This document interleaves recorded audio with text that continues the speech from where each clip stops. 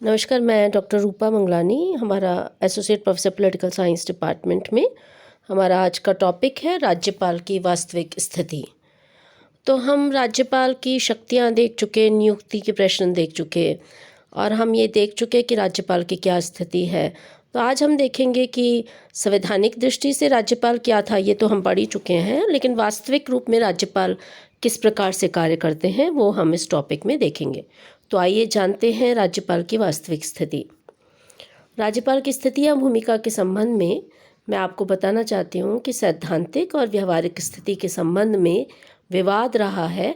राज्यपाल की स्थिति या भूमिका के संबंध में यह मत व्यक्त किया जाता है कि राज्यपाल का पद राज्य के संवैधानिक अध्यक्ष का औपचारिक पद मात्र है या फिर यह वास्तविक रूप से प्रभावी या शक्तिशाली है।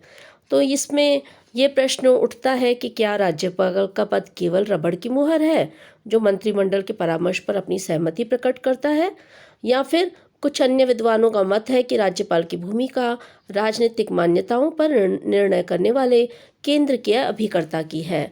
अर्थात राज्यपाल जो है वही करता है जैसा कि उसे केंद्र द्वारा कहा जाता है।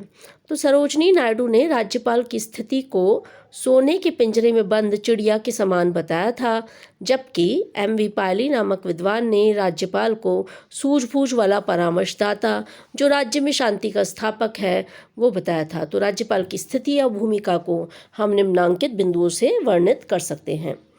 तो पहली बात यह है कि संवैधानिक अध्यक्ष के रूप में राज्यपाल जो है वो भारत सरकार अधिनियम 1935 के तहत राज्यपाल का पद वास्तविक शक्तियों से युक्त एक प्रभावी पद बनाया गया था, किंतु स्वतंत्रता के उपरांत भारतीय संविधान में संसदीय शासन व्यवस्था के अनुसार राज्यपाल का पद संवैधानिक प्रमुख के प्रतीकात्मक पद के रूप में स्वीकृत किया गया था।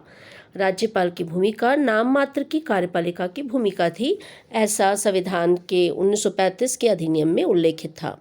डॉक्टर अंबेडकर ने संविधान सभा में यह स्पष्ट किया था कि उन सिद्धांतों के अनुसार जिन पर राज्यों का शासन आधारित है, राज्यपाल को प्रत्येक कार्य में मंत्रिपरिषद की सलाह आवश्यक रूप से माननी होगी और ऐसा कोई भी कार्य नहीं करना होगा जिसके करने से व्यक्तिगत निर्णय का प्रयोग करना पड़े।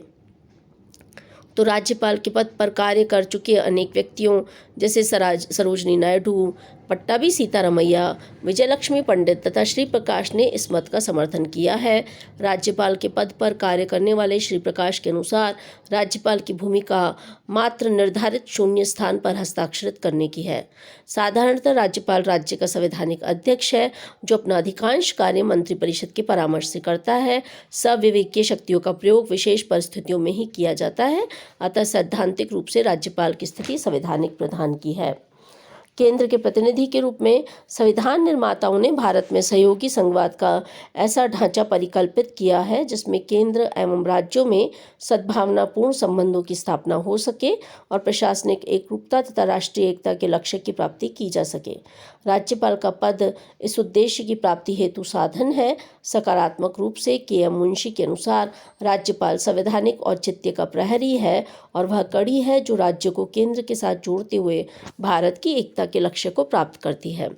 किंतु नकारात्मक रूप में संविधान के अनुच्छेद 356 के अनावश्यक दुरुपयोग के कारण राज्यपाल को केंद्र का प्रतिनिधि कहा जाता है। 1984, 1988, 1989, 1993, 1997, 1998, 1999, 2004 एवं 2005 में राज्यपालों की केंद्र के प्रतिनिधि के रूप में ऐसी ही भूमिका प्रकट होती है। राज्यपाल द्वारा केंद्र के प्रतिनिधि के रूप में अनुच्छेद 256-57 के तहत केंद्रीय कार्यपालिका के निर्देशों का राज्य से पालन, राज्य के प्रशासन के संबंध में प्रतिवेदन, अनुच्छेद 200 के तहत किसी विधेयक को राष्ट्रपति के लिए सुरक्षित रखना तथा अनुच्छेद 213 के तहत अध्यादेश जारी करना आदि हैं। इकबाल नारायण के अनुसार राज्यपाल को राज्यों में सरकार गिराने के लिए केंद्र के कथित षड्यंत्र के रूप में देखा गया है। केंद्र की सत्तारूढ़ सरकार के इशारे पर राज्यों की निर्वाचित सरकार को बर्खास्त करने अथवा अन्य साधनों से दंडित करने के दृष्टांत अनेक बार उपस्थित हुए हैं।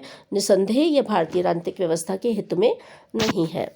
जहाँ तक वास्तविक कार्यपालक का सवाल है, तो साधारण परिस्थितियों में राज्यपाल राज्य का संवैधानिक अध्यक्ष है, किंतु विशेष परिस्थितियों में राज्यपाल द्वारा संवैधानिक अध्यक्ष से अधिक वास्तविक कार्यपालक के रूप में कार्य किया जाता है। कुछ परिस्थितियों में राज्यपाल द्वारा बहुत हितकारी एवं प्रभावशाली कार्य किया जाता है। संविधान के अनुच्छेद 200, अनुच्छेद 213 एवं अन्य प्रावधानों से स्पष्ट है कि राज्य प्रशासन से संबंधित समस्त कानून तथा नियम राज्यपाल की स्वीकृति से निर्मित होते हैं, किंतु राज्यपाल के व्यवहार का आकलन करने से स्पष्ट होता है कि राज्यपाल की भूमिका केंद्र एवं राज्य के मध्य कड़ी के स्थान पर केंद्र के ऐसे प्रतिनिधि की है जो राजनीतिक मान्यताओं के आधार पर निर्णय करते हैं। तो इस प्रकार हमने देखा कि राज्यपाल का पद जो है अनेक प्रकार के विवादों से घिरा रहा है।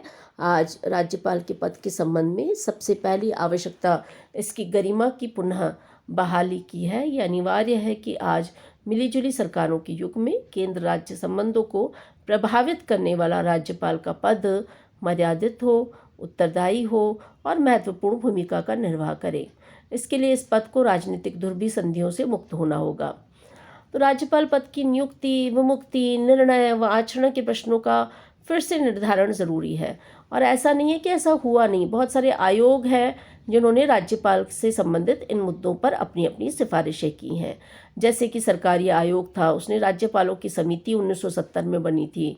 1997 में राज्यपालों का जो सम्मेलन हुआ था।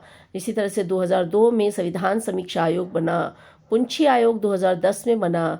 इन सब आयोगों द्वारा और सम्मेलनों द्वारा राज्यपाल के पद में सुधार के लिए अपनी अपनी सिफारिशें दी थी और उन्होंने सुझाव भी दिए थे। इन सुझावों के क्रियान्वित करने की आवश्यकता है। तो भारत जैसे विविधतापूर्ण संघीय ढांचे वाले देश में तनाव के समय में केंद्र को राज्यपाल के रूप में संविधान की मर्यादाओं और परंपराओं के वाहक तथा केंद्र राज्य के मध्य संवाद हेतु राज्यपाल की आवश्यकता पड़ती है और भविष्य में भी पड़ती रहेगी।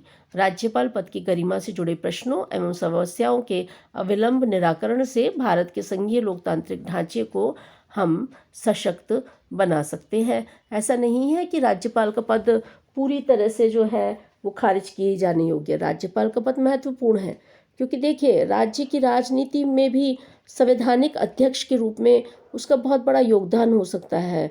वह संतुलन बना सकता है।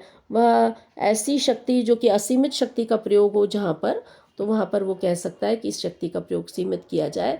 तो इस प्रकार जो है राज्यपाल के पद का हम अगर देखें तो उसका जो उपयोग किया जाता है वो बहुत महत्वपूर्ण है। और सबसे बड़ी बात यह है कि सबसे समय रहते जो जितने आयोग हैं उसकी सिफारिशों को माना जाना चाहिए, उसके सुझाव दिए जाने चाहिए। तो आयोगों के अगर हम सुझाव मानेंगे तो राज्यपाल की जो पद है उससे बहुत हमें लाभ हो सकता है। क्योंकि राज्यपाल की सबसे बड़ी जो भूमिका है जिस पर प्रश्न उठाई देते हैं वो है अनुच्छेद 356 का दुरुपयोग।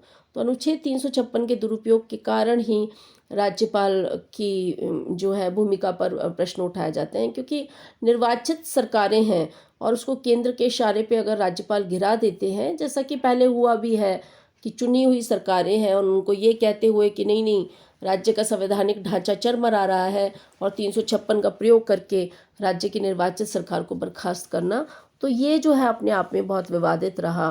तो देखिए ऐसा है कि समन्वित भूमिका बहुत ज़रूरी है। मुख्यमंत्री जो है वो जनता द्वारा निर्वाचित है, राज्यपाल जो है वो नियुक्त है। तो राज्यपाल जो है उसको राष्ट्रपति के प्रसाद पर्यंत काम करता है, ये तो बात ठीक है। लेकिन वो केंद्र के प्रतिनिधि के रूप में काम न करके अगर संवैधानिक अध्यक्ष के रूप में काम करता है तो इसका बहुत लाभ मिलता है भारत की राजनीतिक व्यवस्था को, और राजनीतिक व्यवस्था स्मूथली फंक्शन कर सकती है।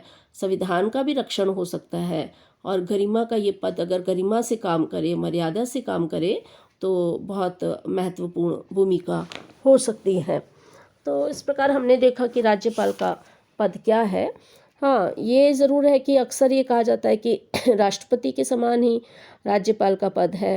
राष्ट्रपति और राज्यपाल के पद में जो तुलना है वो हम देख चुके हैं। समाधान की जो शक्ति है वो राष्ट्रपति की अधिक है, क्योंकि सेना के न्यायालय द्वारा दिए गए दंड या दंडादेश के संदर्भ में क्षमादान, प्रवलंबन, विराम, निलंबन, परिहार या लघुकरण की शक्ति राष्ट्रपति को है, राज्यपाल को ऐसी शक्ति नहीं है। इसी प्रकार सभी मामलों जिसमें दंड या दंडादेश ऐसे विषय से संबंध किसी विधि के विरुद्ध अपराध के लिए दिया गया है। जहाँ तक संघ की कार्यपालिका विस्तार है तो वहाँ राष्ट्रपति निर्णय कर सकता है, लेकिन मृत्युदंड को छोड़कर बाकी सभी विषय जहाँ पर राज्य की कार्यपालिका का विस्तार है वहाँ राज्यपाल को समाधान की शक्ति है। तो इस प्रकार हमने दोनों की तुलना भी देखी। तो ये जो टॉपिक था आपका राज्यपाल की संवैधानिक अध्यक्ष के रूप में, केंद्र के प्रतिनिधि के रूप में और वास्तविक कार्यपालक के रूप में बहुत महत्वपूर्ण है। इसे तैयार करें आप, और जब कभी राज्यपाल की शक्तियाँ पूछी जाएं तो ये वास्तविक स्थिति का भी आप हवाला दें और उसके बारे में भी कुछ लिखें। तो इस टॉपिक को तैयार कीजिए, और कोई दिक्कत होती है तो हम मिलेंगे तो फिर चर्चा करेंगे। अपने और अपने परिवार के स्वास्थ्य का ध्यान रखिए। शुभकामनाएं।